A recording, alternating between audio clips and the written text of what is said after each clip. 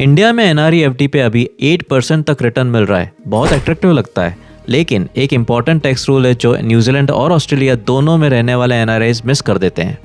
Currently NRE FD best rates दे रहा है, जैसे कि DCB bank 8.05%, IndusInd bank 7.99%, HDFC और ICICI bank approximately 7.25% as per July 2026।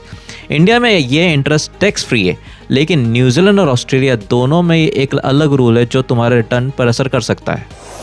New Zealand और ऑस्ट्रेलिया दोनों का एक कॉमन रूल है, अगर तुम न्यूजीलैंड या ऑस्ट्रेलिया के टैक्स रेसिडेंट हो तो दोनों कंट्रीज तुम्हारी वर्ल्ड वाइड इनकम पे टैक्स लगाता है। मतलब इंडिया का एनआरई-एफडी इंटरेस्ट भी न्यूजीलैंड में IR3 रिटर्न्स में और ऑस्ट्रेलिया में ATO टैक्स रिटर्न में डिक्लेयर करना ज़रूरी है। 30% टैक्स एज्यूम करते हैं तो 8% रिटर्न घट के 5.6 रिटर्न हो जाता है। एक एक्सेप्शन, नया न्यूजीलैंड जो इमिग्रेंट रहता है उसको पहले 4 सालों में फॉरेन पैसिव इनकम पे न्यूजीलैंड टैक्स नहीं लगाता है। चलिए अब कुछ कंपैरिजन कर लेते हैं। एजम्पशन लेते हैं कि 30% टैक्स ब्रैकेट है। अगर एनआरई-एफडी 8% रिटर्न दे रही है तो अगर आप न्यूजीलैंड या ऑस्ट्रेलिया में रह रहे हैं और आपका 30% उस पर टैक्स लगता है तो अप्रॉक्सीमेटली 5.6% ही आपको नेट रिटर्न मिल रहा है एनआरई-एफडी पे। अगर न्यूजीलैंड टर्म डिपॉजिट लेते हैं तो आपको अभी 5.2% तक मिलता है, और अगर आप उस पर टैक्स देते हैं 30% तो अप्रॉक्सीमेटली 3.6% तक आपको नेट रिटर्न मिलता है।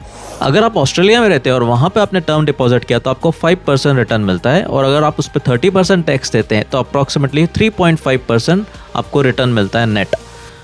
नॉमिनल टर्म्स में एनआरई-एफडी अभी भी आगे है, लेकिन अभी करेंसी रिस्क फैक्टर करना बाकी है।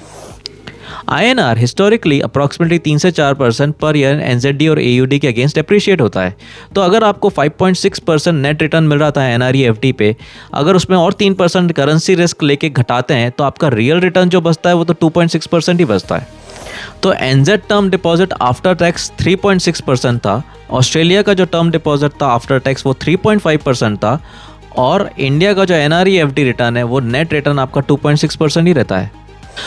सो मेरे हिसाब से प्योर लोकल करेंसी रिटर्न के लिए लोकल टर्म डिपॉजिट बेटर हो सकता है। तो एनआरई-एफडी कब सही हो सकता है? इंडिया में पैसा खर्चा करना है, पेरेंट्स पे, प्रॉपर्टीज़ पे, फ्यूचर प्लान्स पे, एनआरई-एफडी क्लियरली बेटर चॉइस है।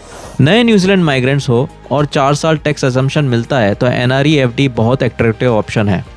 अगर आपको प्योर न्यूजीलैंड और AUD रिटर्न चाहिए तो करेंसी रिस्क ज़रूर कैलकुलेट करना। तो मुझे कमेंट्स में ज़रूर बताना कि इंडिया में एफडी है या न्यूजीलैंड और ऑस्ट्रेलिया में इन्वेस्ट करते हो। और ऐसे इन्फॉर्मेशनल वीडियो के लिए फॉलो करो इस अकाउंट को।